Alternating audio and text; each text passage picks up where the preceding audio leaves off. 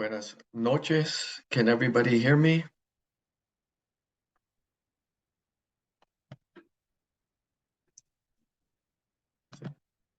Let's see. Perfect. Okay, great. Okay, so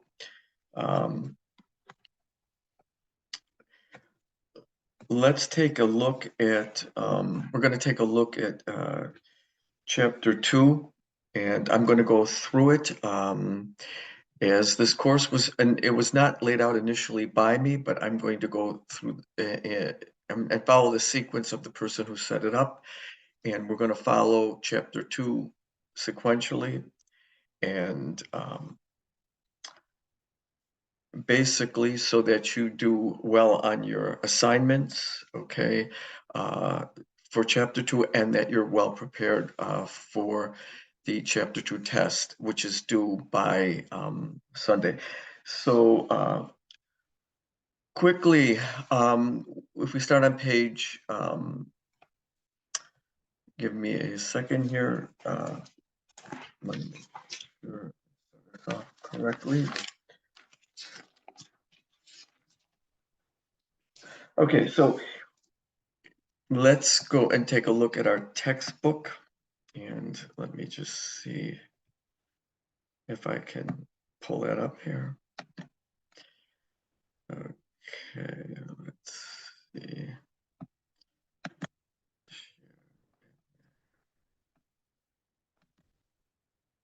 Okay, so let's go through and take a look at our textbook.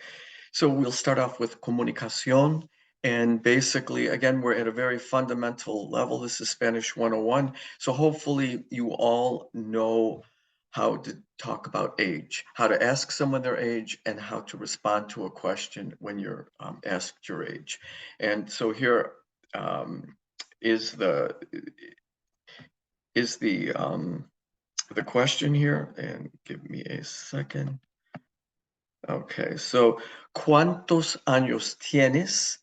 And we use the verb tener, which we learned in chapter 1. It's irregular, make sure you know it. And literally we ask, how many years do you have? We don't use the verb ser. We are not our age. We are not I am, and then a number. I can't say I am 20. I can say I have 20 years. So this is very basic. So, and then when you give your age, you don't give it with the verb to be. You cannot be an age. You would not say you're 25. You would say you have 25 years. Yo tengo 25 años. Basically, they give you the to form. Again, we all know there's two ways of saying you in the singular in Spanish. The two that we use with friends and family, tu, or with someone we don't know or have any intimacy with, we would use usted, and there's the two ways presented to ask the age of someone. So you'll have some exercises and someone will present themselves and give their age, and you just need to be able to match their age with the individual. Make sure you know your numbers up through at least 30, and make sure that you can spell them. Okay, let's see, what else?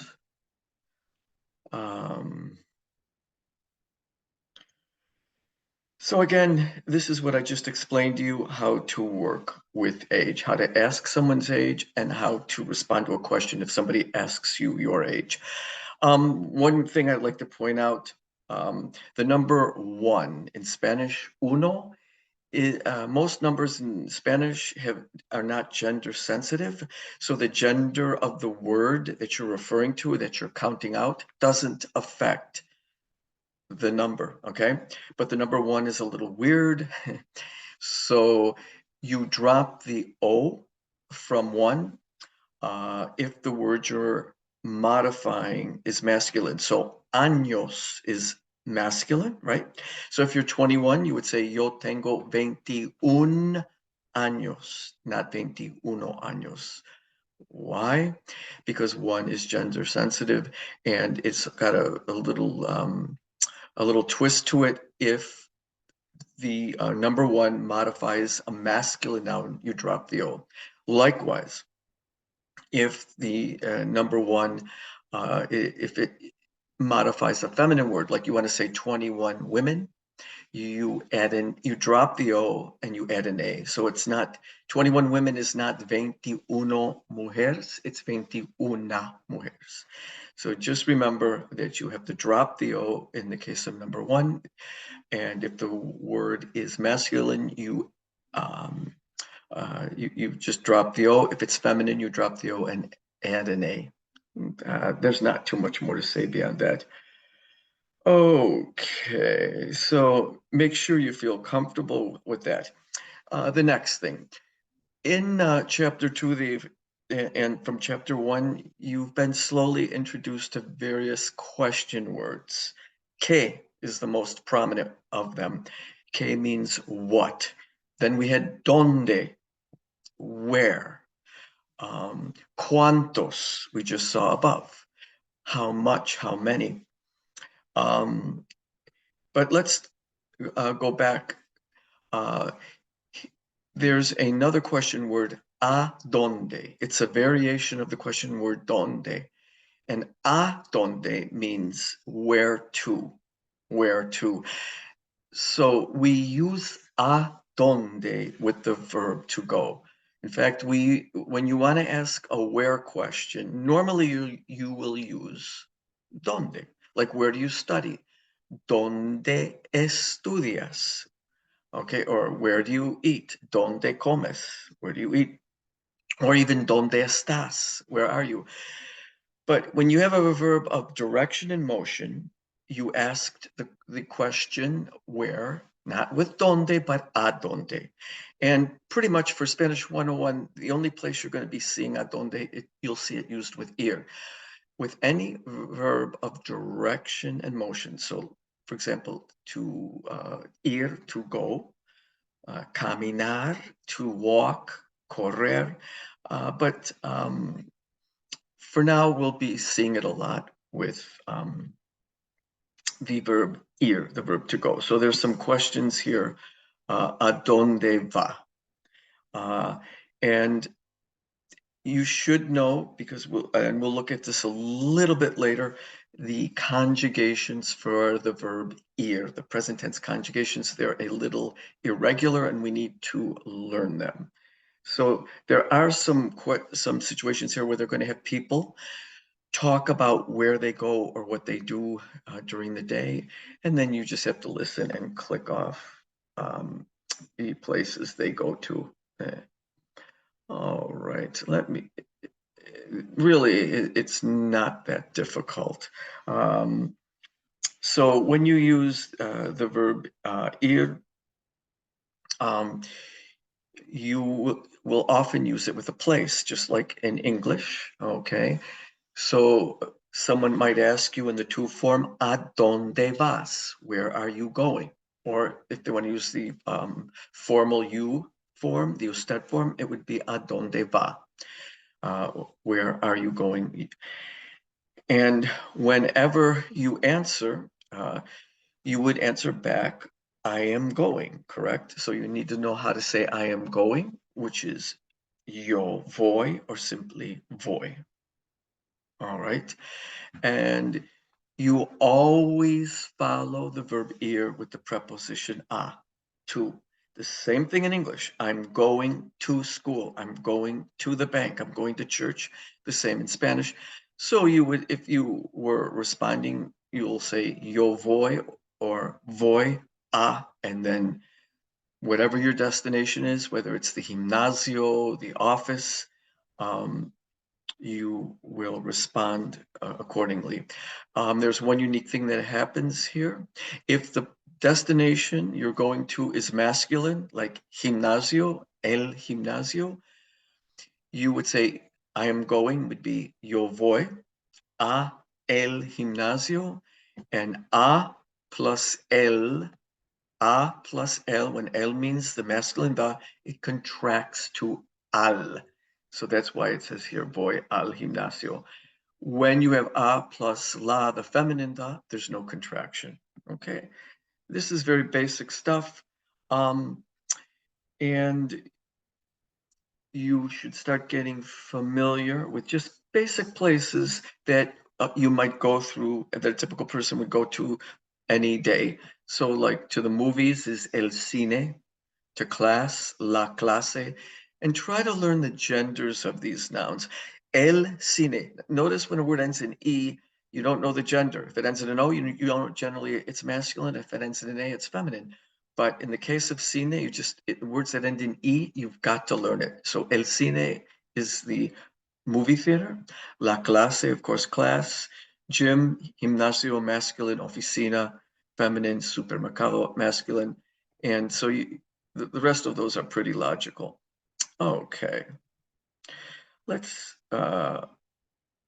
move on here. So you should be able to talk about places where you go on any typical day. You should know how to say, I go or I am going, which would be yo voy. Then you have to use a, and then just give me the place. Maybe you go to the movies every day. Yo voy al cine. A plus L is al. Okay. Let's also continue on with the communication section here. Let's look at the verb gustar. Gustar is a very important verb, and it's the way we say, we express the idea that I or someone likes something, or someone. Okay, so you want to show that you like something. All right, so let's take a look here. And basically, how do you say I like? It will be either me gusta is I like, and what if you don't like something? You just put no out in front of it, no me gusta, and then you, whatever it is that you like to do or you don't like to do, that is, you finish your sentence off with it. So if I like, for example, if I like to study, I would say me gusta estudiar. If I don't like to study, no me gusta estudiar. In this case, I believe it's classes they're talking about. So if I like chemistry, I would say me gusta la química. If I don't like it, no me gusta la química. If I like Spanish, I would say me gusta el español. If I don't like Spanish class, I would say no me gusta el español. All right, let's move on quickly. Again, there's videos here for you to listen to, and I'm just kind of going through this so that you get used to it. Okay. All right. And then let me see here.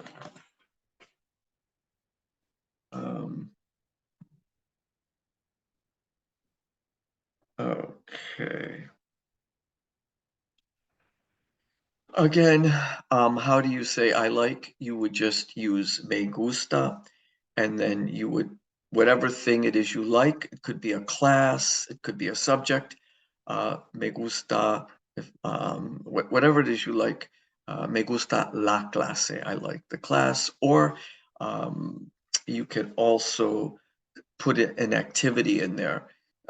So you could put in a verb. For example, I like to study. Me gusta estudiar. Okay. Also, they're introducing here the idea of how do you ask somebody if they like something? How would you ask somebody in the informal you form that you would use with friends and family? You're going to use te gusta.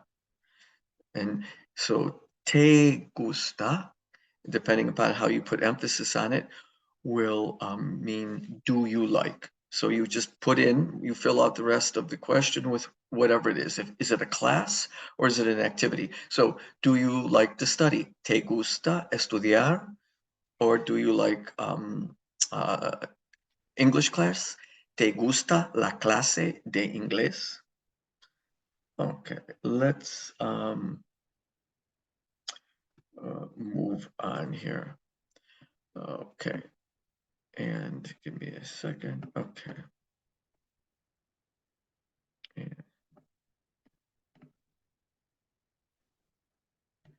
Give me 1 second here. Let's see. Okay. So I went through comunicación very quickly. Let's take a quick look at vocabulario. In this unit, we're going to be describing people, people and things. We're going to be describing them physically, and we're going to be describing their character or personality. So there are a bunch of adjectives that are introduced here. So please familiarize yourself with these adjectives, okay? And you can click on them and you can uh, um, 1 second here. I don't know what's going on here. I wanted to, having a little trouble here. Okay, there we go.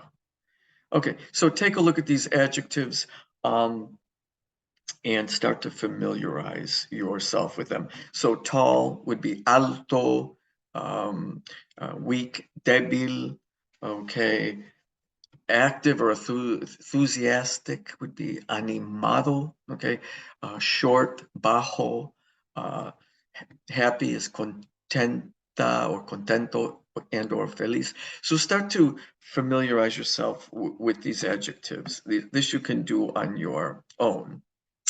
They give you another bunch of adjectives. So start familiarizing yourself with these adjectives. Okay, here's adjectives and their opposites. So difficult is difícil, easy is fácil, clean is limpio, and dirty is sucio. And here are more adjectives. You can just figure them out because they're cognates with English. So inteligente means intelligent, organizado, organized, motivado, motivated. So take a look at these adjectives and just familiarize yourself with them. Okay. Now, I did want to point this out to you. Here is a question. When somebody asks you this question, what are they asking you? So here it is. Here's the word como. It means how, but it can also mean what. But como somos. Remember the verb ser that we learned in chapter 1? Make sure you're familiar with the conjugations of ser. So como somos means how are we? But a better way to translate this into English is what are we like?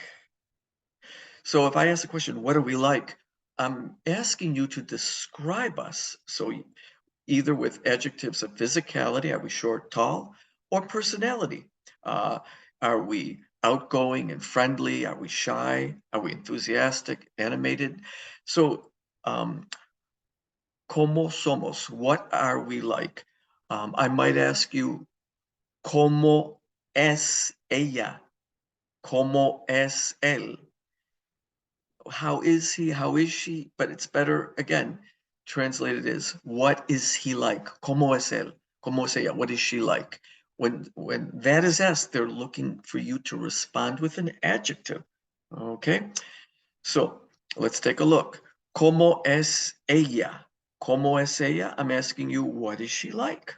What if her name was Mary? ¿Cómo es Mary? I'm asking you, what is she like? So then you would answer back. You can read, there's some adjectives describing her. And I would say, Mary es contenta. You use the verb ser. Okay? So the question would be, ¿cómo? And ¿cómo es? ¿Cómo somos? Or what about what are they like? ¿Cómo son? ¿Cómo son ellos? All right. What are they like? And if they were tall, you would say ellos son altos. So I just want you to get used to that question and be able to answer it and know these adjectives. Finally, they give us the colors. Here are the colors: amarillo, yellow, anaranjado, orange. Maybe those are tongue twisters, but the rest are pretty straightforward. Azul, blue, from azure in English. Blanco, white, gris, gray. Café for brown. morado, purple, negro, black, rojo, and rosado for pink, verde, green. We have verdant in English. I'm going through these rather quickly. That's for you to spend time and learn these. Now, I've introduced you to the colors. I've introduced you to a bunch of adjectives. So what do we need to know about these? What's the key lesson here? All right. And let me do one more thing here. When you want to ask what color is something, you want to have what color. So how do you say what? ¿Qué? How do you say color? Color. ¿Qué color es? What color is it?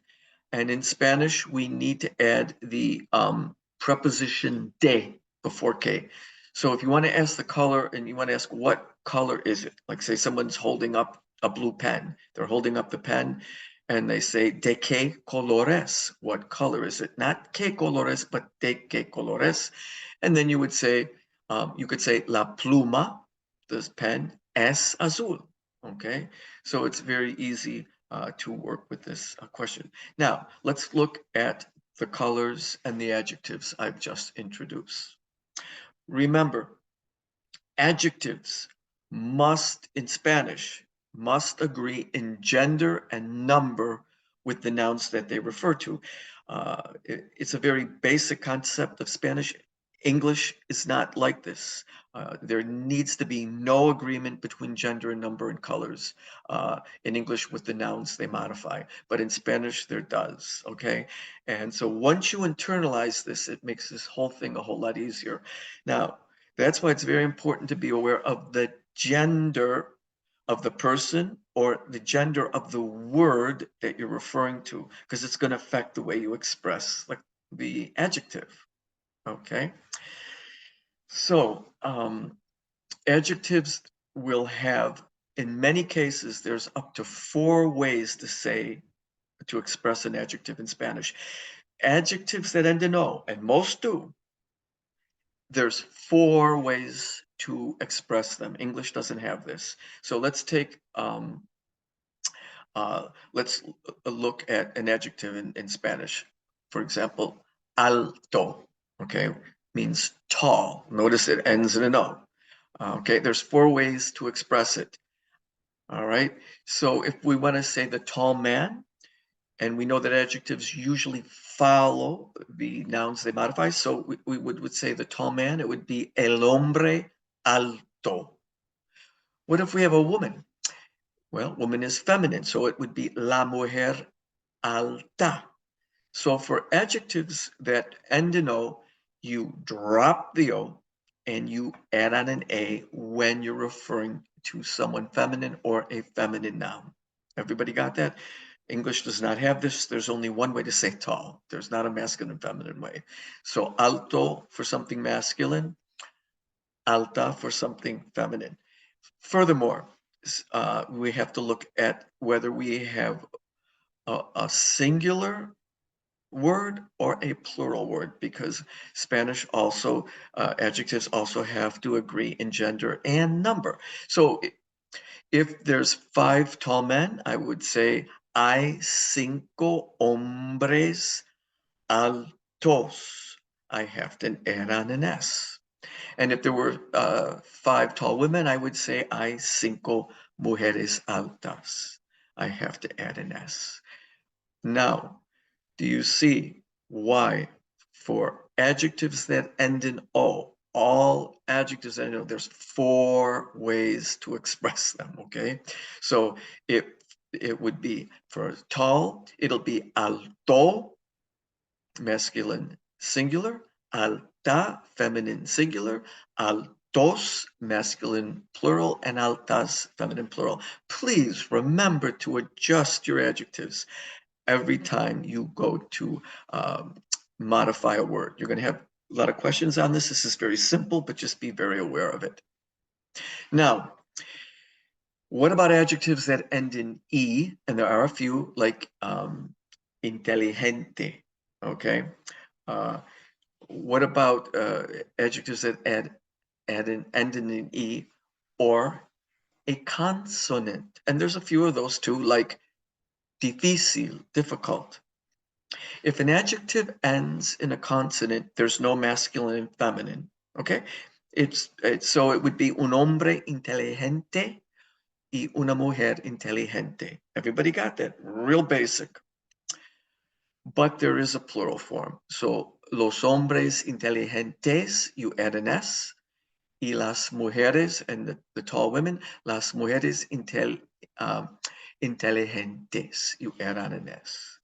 So for adjectives that end in an E, there's only two ways to say them: the E form in the singular and an ES ending when the adjective is plural.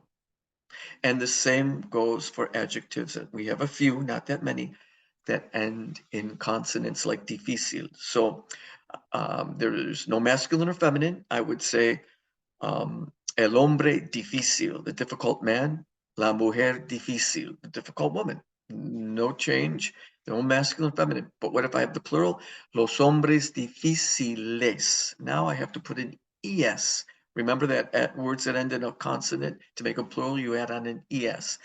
So los hombres difíciles y las mujeres difíciles. This is very simple. Just be careful on your tests and your exams that you pay attention to the gender and number of the nouns or people you're referring to, and you adjust your adjectives accordingly. And the reason they put the colors in here with the adjectives is they work the same way as the adjectives. Notice most of our colors end in O, so there will be four ways to say them. Look at amarillo, yellow, la mujer amarilla, el hombre amarillo, las mujeres amarillas, y los hombres amarillos.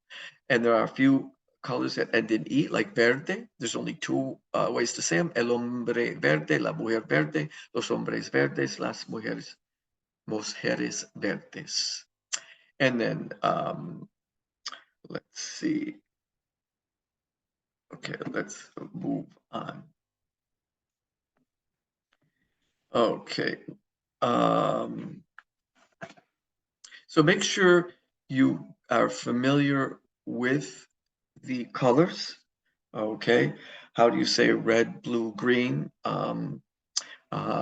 They also have a section here describing eye color, hair color. Okay, rubio is blonde. Okay, if it's male, rubia if it's female.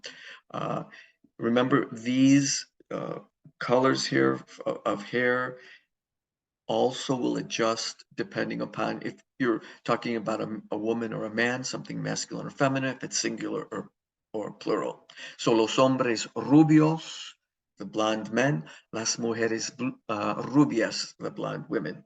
There'll be four ways to say many of these, as you see. They all end in O. Pelirrojo is a redhead. Okay. All right. Here's a section on describing eye color. Okay, and you can use the verb tener. Like in my case, I could say yo tengo los ojos cafés. I have brown eyes. And here's describing these different people. There's rubia, and there's somebody here with con pelo negro or moreno. Okay. Take a look at some of these descriptions, and it's pretty straightforward. Okay, here, okay, let's move on. Here is that question, ¿Cómo es? Remember, ¿Cómo somos? What are we like? ¿Cómo es él? What is he like? ¿Cómo es? What is she like? Okay, ¿Cómo son? What are they like? And you come back with the verbs there and just give me a descriptive adjective to describe them. Okay. And they will describe some individuals, and you will just fill that in with the correct description. Okay. Let me see here. Okay. There's some questions on the flags of various Latin American countries, and just be able to describe these flags or give their colors. Okay, let's move on real quickly here. And let me see here if I can move this. Okay, I guess it's stuck. Okay, let's get into estructura. There's 4 parts to estructura, and some of this stuff I've already really touched upon. So let's see. They just want you to describe some individuals here and make sure you apply the correct adjectives. Notice, for example, there's only there where there are some of these adjectives have an S on them because they're referring to more than one person. So just as a all right. Okay, let's see.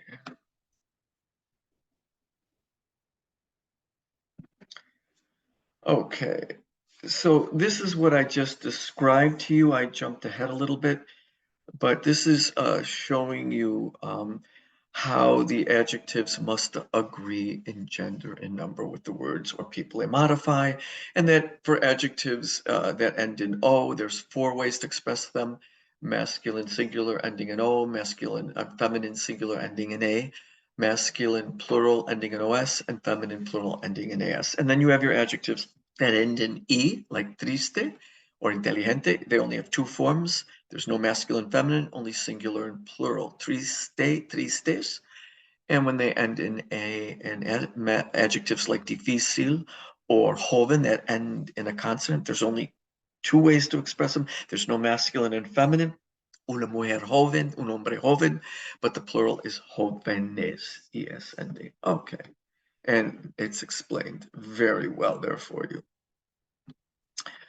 All right, so let's move on. And there again, so you should be able to listen to descriptions of people and use the appropriate adjectives and make the proper corrections in those adjectives. Okay. All right, let's see.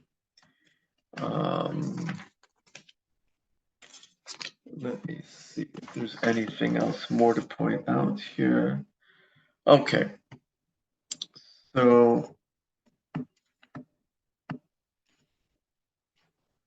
give me a second. Okay, so now we're going to go on to Estructura 2.2. So let's take a quick look. Estructura 2.2. Okay, so let's see what they're going to talk to us about here. So they're going to introduce 2 new verbs that are very important. One is the verb estar, and it means to be. We already learned one verb, estar, and it was ser. Now we're going to learn another verb, estar, and estar is a kind of irregular verb, so you have to memorize the conjugations. And then the verb ir. Ir is the verb to go. And again, this verb is totally irregular. You must memorize the conjugations of ir, the verb to go. Okay. And so let's take a look. So when normally the adjectives we've learned so far, we've used them with the verb ser. And so you could say el libro es rojo, the book is red, or la mujer es alta. Those adjectives we learned up until now with ser, when you use them with ser, that's generally seen as a permanent, unchanging characteristic of the thing you're describing. The book is always red. It's been red. The woman is tall. She's always been tall. But you can also use a star with adjectives. Now, a star also means to be, but when you use a star with adjectives, it means it's temporary. So you usually use a star with adjectives that describe emotional state.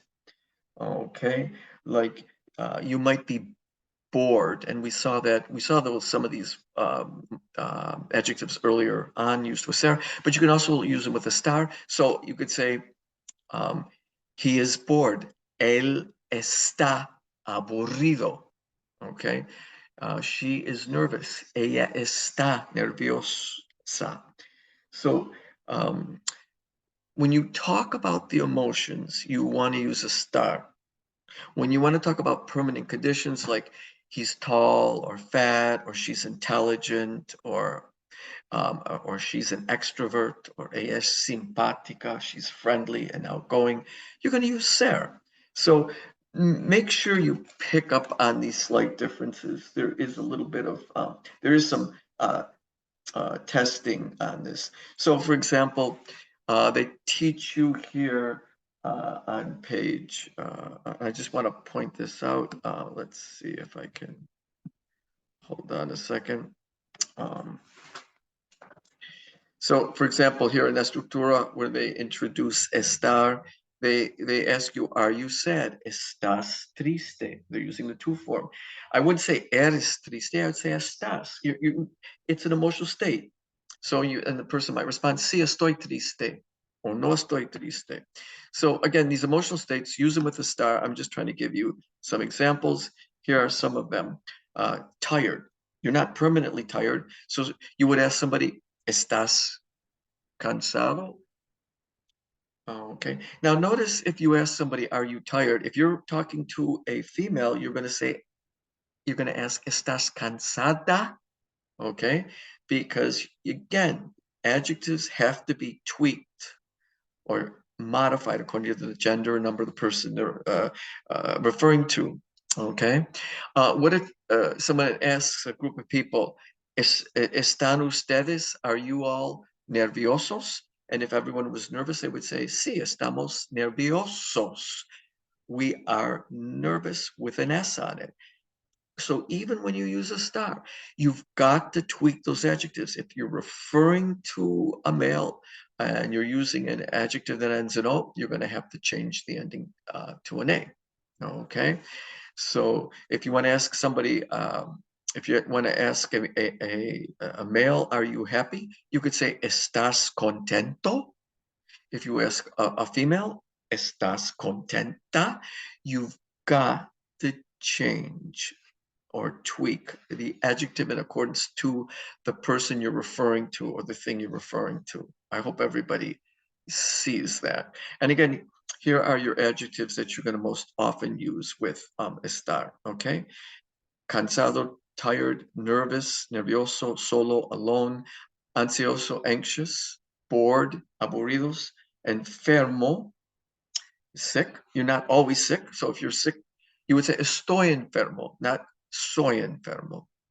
Triste, you wouldn't say soy triste, you would say estoy triste. Okay. All right. And above we have the verb ir. Okay, the verb to go conjugated. I know there's just a lot of stuff, but they're giving you the verb to go, and then they're showing you how to use the verb to go with various places. Okay. Are you going to a counselor? Are you going to bed? Vas a la cama? Are you going to a party with friends?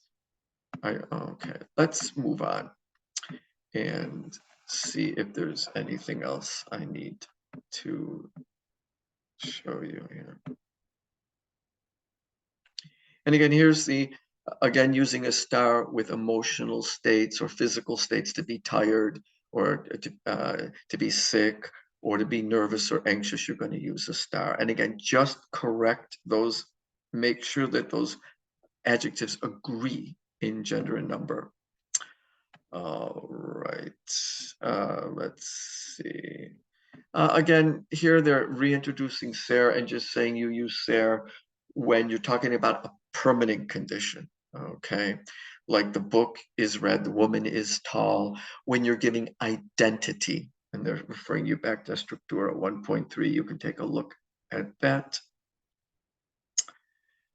And here is an introduction on, a reintroduction of the verb tener and different ways you can use the verb tener.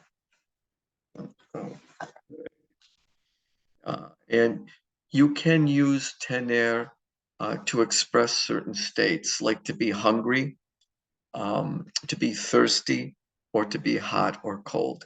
In Spanish, you would say, I have hunger. If you are hungry, if you're thirsty, you would say, I have thirst, and not I am. So they don't use the verb ser in these, they can, but they don't use the verb ser in these particular cases. They use the verb tener. If you're hot, you would say, I have hot or heat. If you're cold, I have cold. So here are some of those um, examples shown to you. And they're just introducing it. Okay. Okay. All right. Here is let me see, on page 54, I would just point out again to you,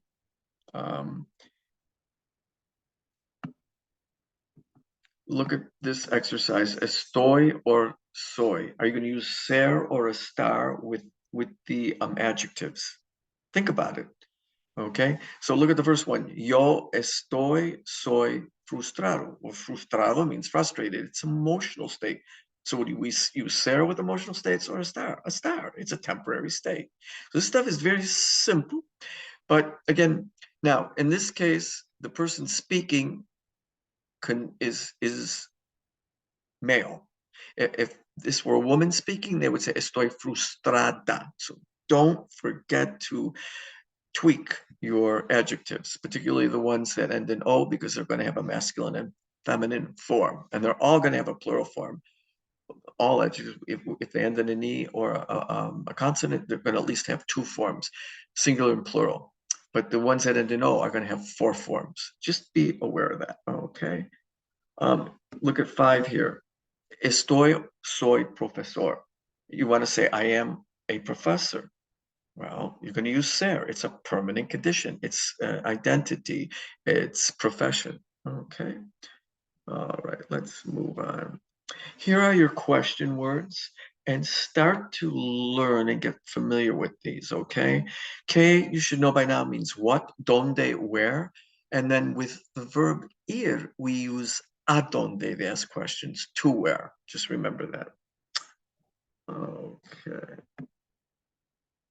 All right, I'll go back because there is something important. I think they'll go into more detail later. But the verb why, por qué. Okay, why did you study, or why do you study? ¿Por qué estudias? Why do you study?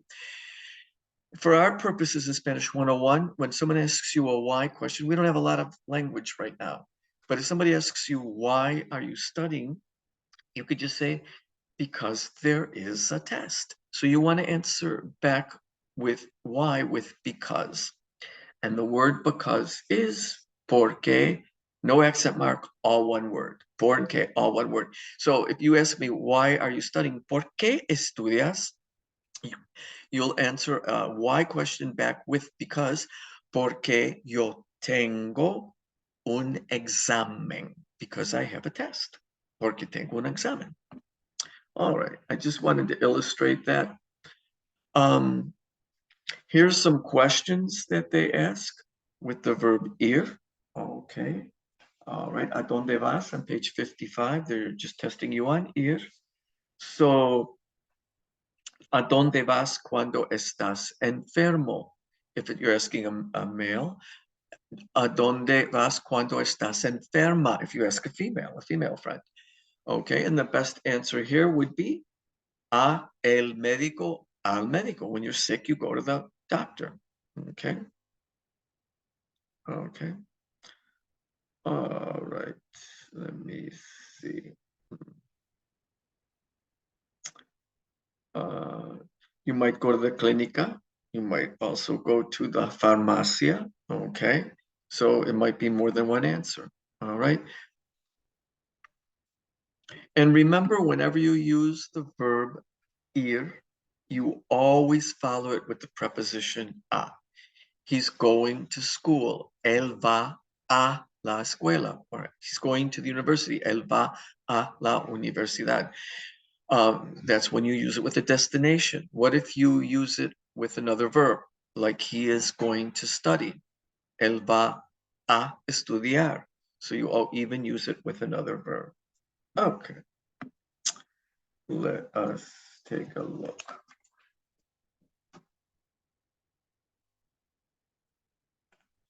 Let's look at 2.3 real quickly. And the verb gustar, the verb gustar. So what I want to show you about the verb gustar, it's a very unique verb. Okay. Okay. For our purposes in this class, we will not be conjugating the verb gustar. You can conjugate it out in the present tense. It's an AR verb. You should all know how to conjugate a regular AR verb in the present tense with the subject pronouns. Yo gusto, tú gustas, nosotros gustamos. We will not be doing that. We will not be using those conjugations. Does everybody see that? The only conjugation of gustar that you should be using in this class is the singular present tense conjugation that goes with el and ella, and that would be gusta. It's right here. You're only going to be using gusta, or the plural conjugation that goes with ellos, gustan. That's all. You use anything else, you're doing it wrong. Okay? Just keep things simple. Okay, so when do we use gusta and when do we use gustan? What does our book tell us? You must analyze the thing liked. Okay, so you look at the thing liked. And so in this case, we're looking at nouns. Generally, we can like a noun. I can like a class, or I can like many classes. So if I like, if the noun that I like is singular, I would say, I would use gusta. All right, I use gusta. So if the thing being liked is singular, use gusta when it's a noun. So when the thing liked is a noun or a person, okay, and it's singular, there's only one, use gusta. That's it. Don't make it any more difficult. So if I want to say I like the class, I would say me gusta la clase. When the thing liked is a noun and it's a plural noun that is more than one, then use gustan. So if I want to say I like the classes, I would say me gustan las clases. Okay? It's as simple as that. So you should, whenever you're working with a noun and whenever the thing liked or disliked is a noun, use gusta if it is singular, if there's only one. Use gustan if the thing you're referring to is plural. Me gusta la clase, me gustan las clases. That's it. So let's move on here. Okay.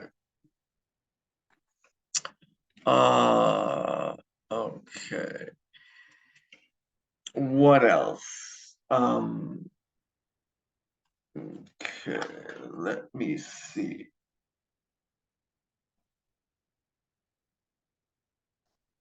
Okay, so we know how to say I like. It's either me gusta or me gustan, depending upon what is liked.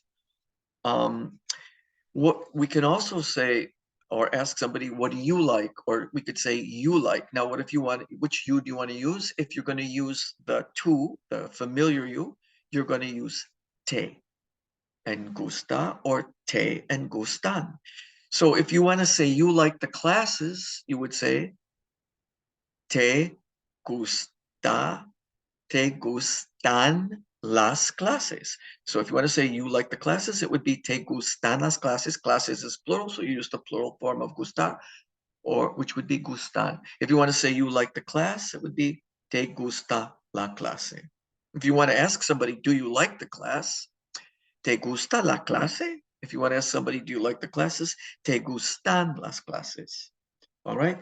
So be able to use, be able to say, I like, be able to say, you like, and ask somebody, do you like, in the to form. Okay. And let me see, what else do they give us here? Okay, so let's move on. And we are now going to take a look at, let's continue with the verb gustar, to like. But now we are not talking about a thing or a person we like, or things or people we like.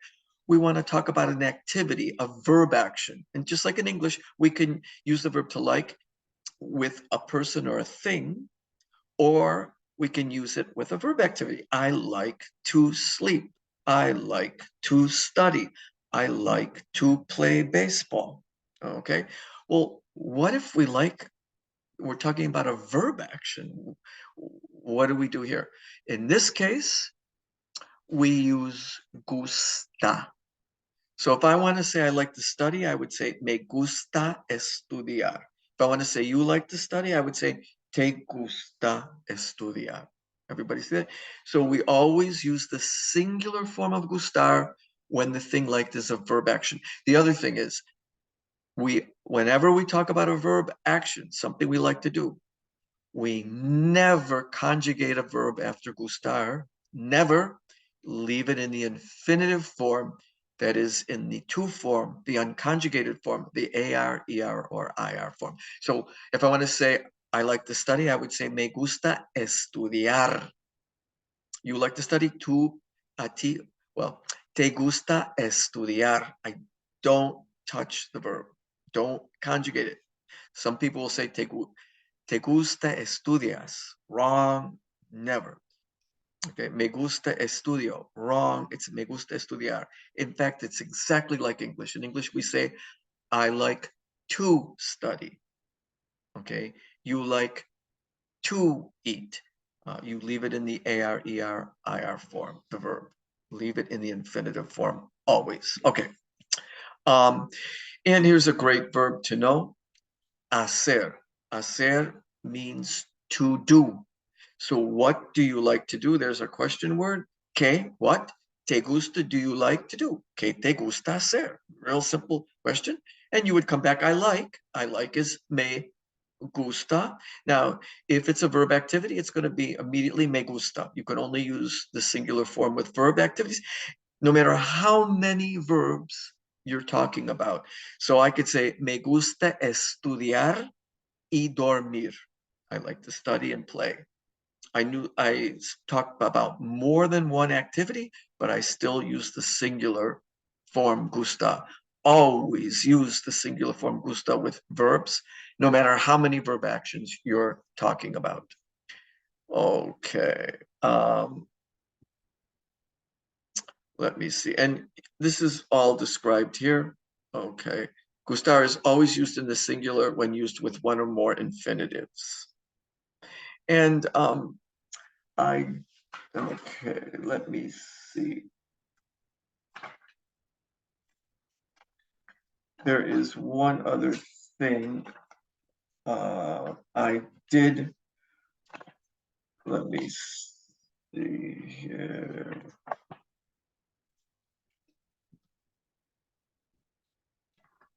Let's see. There's one thing that is also mentioned about gustar, and I do need to mention this. Okay.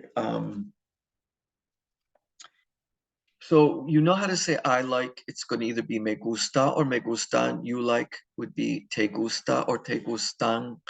How would you say he likes or she likes?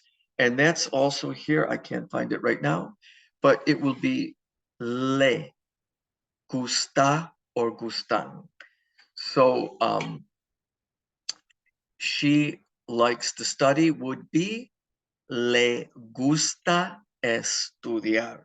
He likes to study would be le gusta estudiar. What about the formal you? You like to study. It would be le. Again, a usted le gusta estudiar. What about we like? You're going to use the word nos. Nos gusta estudiar. We like to study. Okay, we like the classes. Nos gustan las clases. And finally, how do we say they like? It's going to be les gusta, or les gustan. So they like the class, les gusta la clase. They like the classes, les gustan las clases. And for vosotros, which we don't really use, os is your pronoun. So they like the class would be os gusta la clase, os, but it's the vosotros form is not used anywhere in Latin America, maybe some obscure village in Camagüey, Cuba, you might have heard it, but it just is not used in the Spanish-speaking world, except for Spain, where it's very common. But we don't focus on it here. So I tried to give you a sense for the verb gustar, and let me see, and the verb ir. So I think that's it for today. So thank you very much for joining tonight. Any questions?